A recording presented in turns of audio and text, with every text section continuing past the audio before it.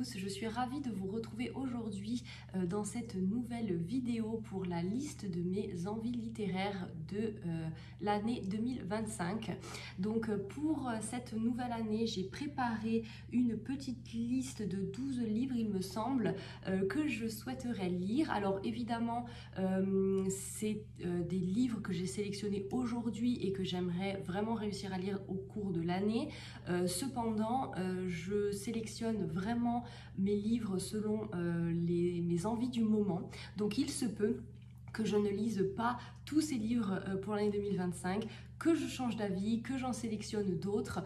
Voilà, donc je tenais juste à préciser, c'est une pile à lire voilà, qui me fait extrêmement envie aujourd'hui et que j'essaierai de suivre tout au long de l'année, mais il se peut très bien que je change également d'ouvrage. Et d'ailleurs, il y en a beaucoup d'autres en fait que j'ai envie de lire, mais que je n'ai pas sélectionné pour cette vidéo. Donc voilà, juste pour préciser, c'est une liste d'envies, ce ne sont pas des objectifs que je me fixe pour l'année 2025.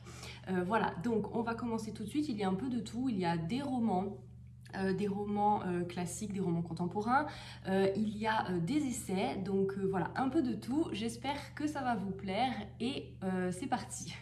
Alors le premier ouvrage dont je souhaitais vous parler, il s'agit d'Alfred de Musset, La confession d'un enfant du siècle, donc un classique du 19e siècle, donc dans cette très belle édition en cuir qui m'a été offert par mon compagnon.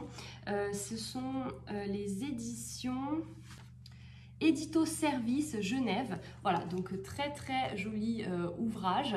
Alfred de Musset, il me semble, si je ne dis pas de bêtises, que c'est son unique roman. Et qu'il est à dimension autobiographique et qu'il va relater également de sa relation avec George Sand. Donc George Sand qui est une autrice que j'affectionne énormément, donc ça me donne extrêmement envie. Je vais vous lire le résumé pour cet ouvrage. Dans ce roman autobiographique, Musset mêle l'imprécation des enfants du siècle, en deuil de la liberté, orphelin de Napoléon, et la confession sentimentale d'un jeune homme trahi par sa maîtresse, tombé dans la débauche, mais que la passion pour une femme plus âgée emportera à nouveau. La perte de l'espoir révolutionnaire se mêle à l'abandon des illusions sentimentales. Face à l'histoire comme à l'amour, c'est la fin de l'enfance. Musset, le poète sensible et tourmenté, le dramaturge sincère, se fait ici romancier féroce. Publié en 1836 à 26 ans, ce roman, qui transpose sa relation avec George Sand, est un chef-d'œuvre du romantisme. Voilà, donc la période historique me tente énormément. Le fait de lire l'unique roman de Musset, je trouve que c'est également aussi très intéressant, puisqu'on le connaît évidemment en tant que dramaturge, mais de le découvrir en tant que romancier, voilà, moi ça me tente beaucoup.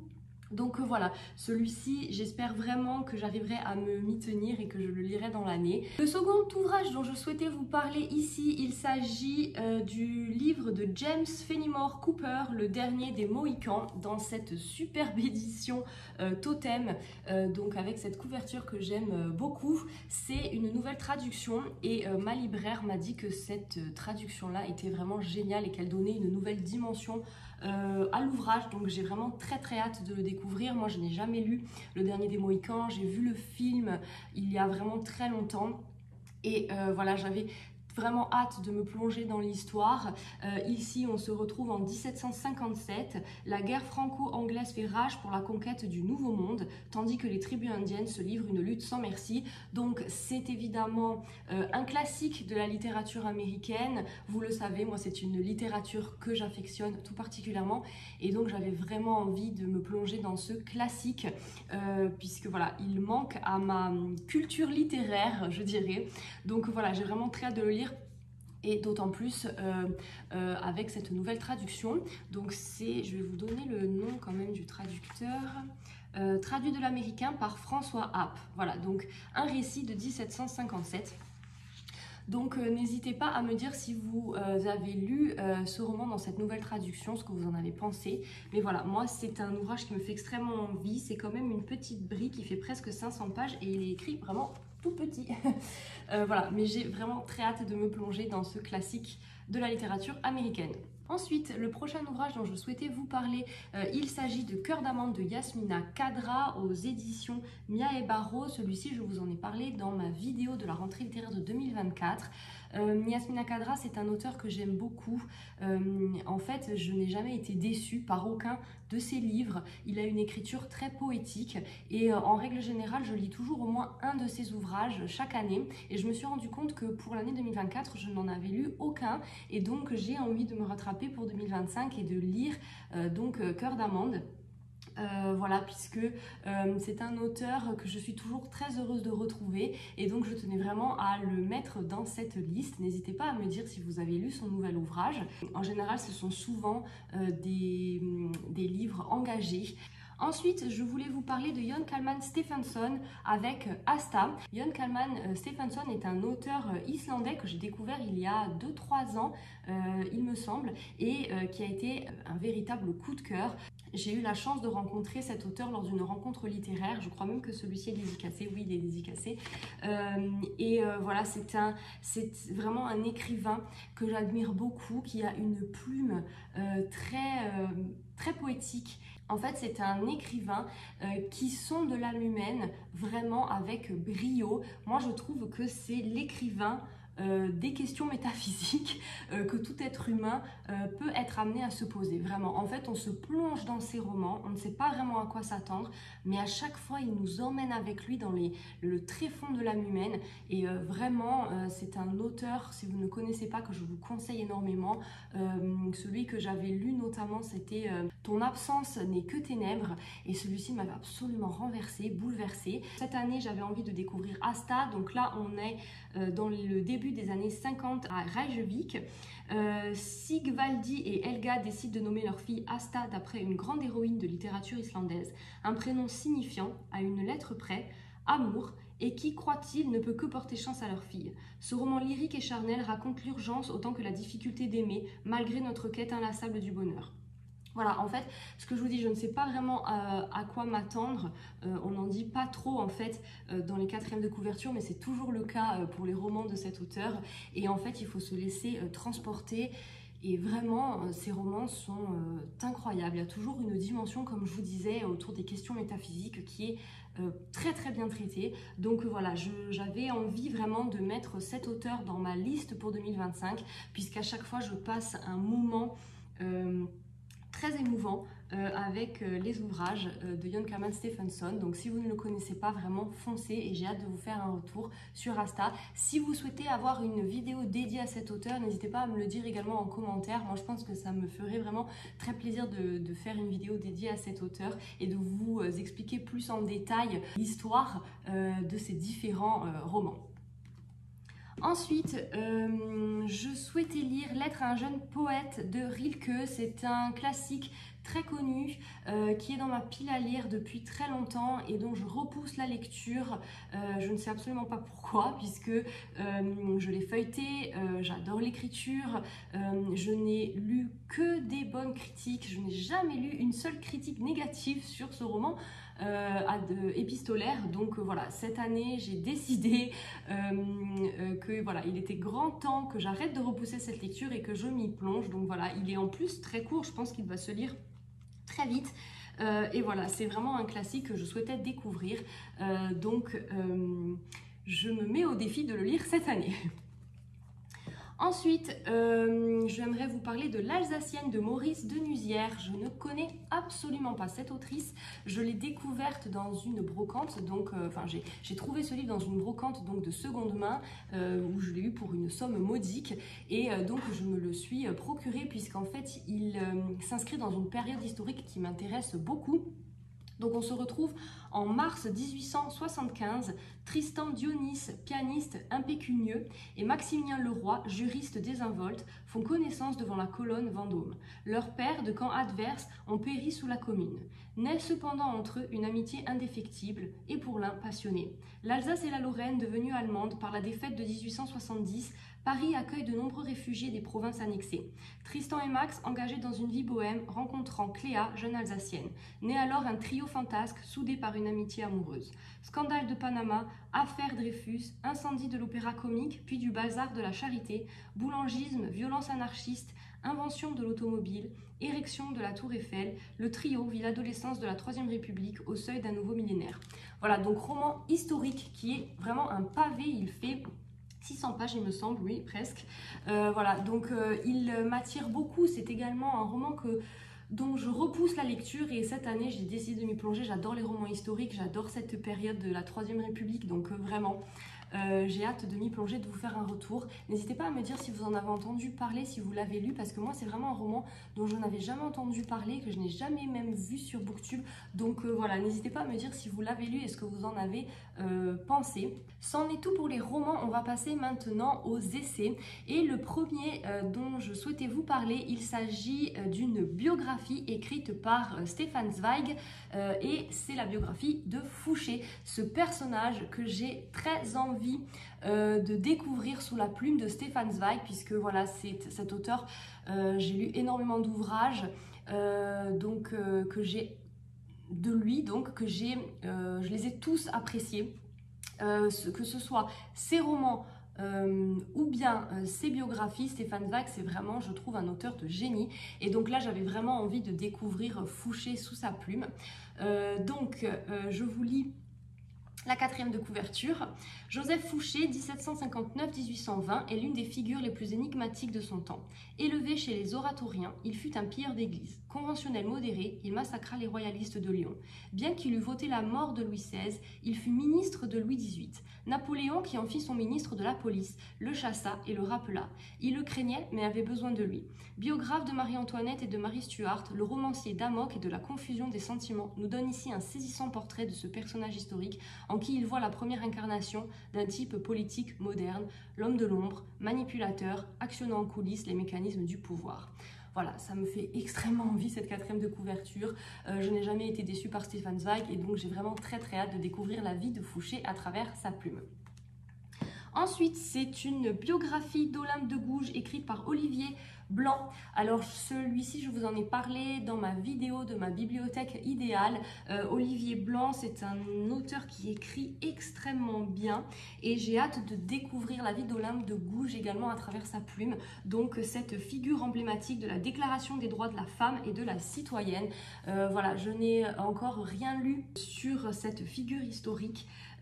Et j'ai vraiment hâte de découvrir d'en découvrir plus donc sur sa vie.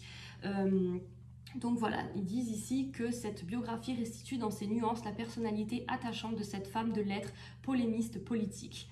Voilà, donc c'est vraiment une biographie qui me fait envie. J'ai acheté cet ouvrage en 2024 et je n'ai vraiment pas envie de faire traîner cette lecture. Donc vraiment en 2025, je tiens à lire cette biographie.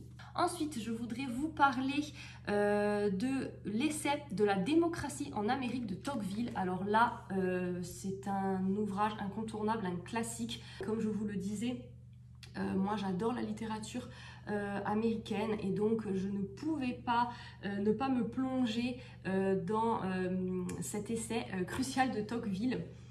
Je vais vous lire également la quatrième de couverture.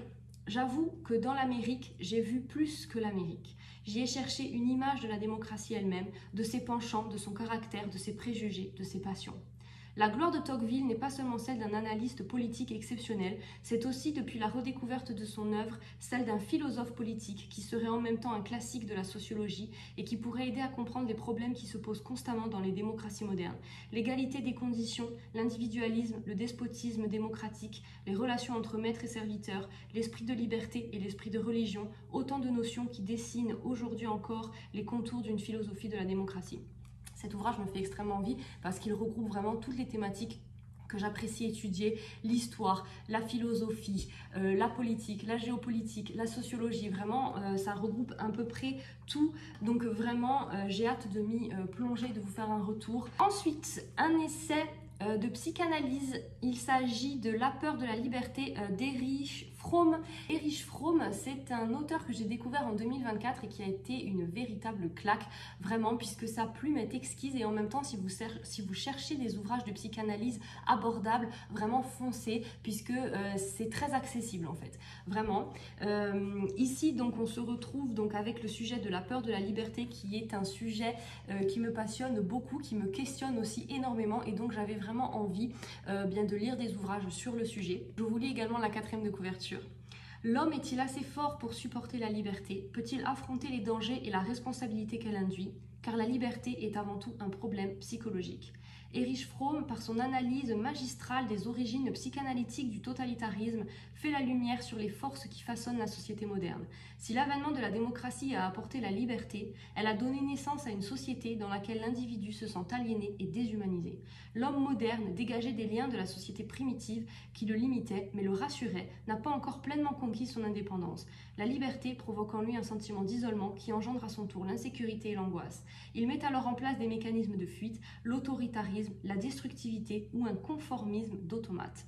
Erich Fromm, c'est un psychanalyste et sociologue du XXe siècle, et lorsque j'ai lu en fait ses ouvrages, j'ai lu L'Art d'aimer notamment, qui m'avait vraiment conquise, et ce qui me frappe à chaque fois avec lui, c'est à quel point c'est des pensées moderne. Pour un écrivain du XXe siècle, je trouve qu'on peut totalement retranscrire ses pensées et ses analyses à notre époque aujourd'hui, et vraiment c'est ça que je trouve incroyable. Donc voilà, cet thème de la liberté me fait extrêmement envie. Comme je vous dis, Erich Fromm, si vous ne le connaissez pas, vous pouvez y aller les yeux fermés, c'est abordable, et en même temps toujours une plume très belle, avec une très bonne analyse, vraiment je vous le conseille. Et j'ai oublié de préciser la maison d'édition, c'est aux belles lettres. Ensuite, les 2 derniers ouvrages, on va parler de géopolitique, et avec le premier ouvrage de Pascal Boniface, 50 idées reçues sur l'état du monde, édition 2024. Donc Pascal Boniface est un auteur que j'apprécie également particulièrement, qui je trouve vulgarise très bien la géopolitique et nous fait comprendre les notions et le monde dans lequel nous vivons de manière très simple mais très érudite.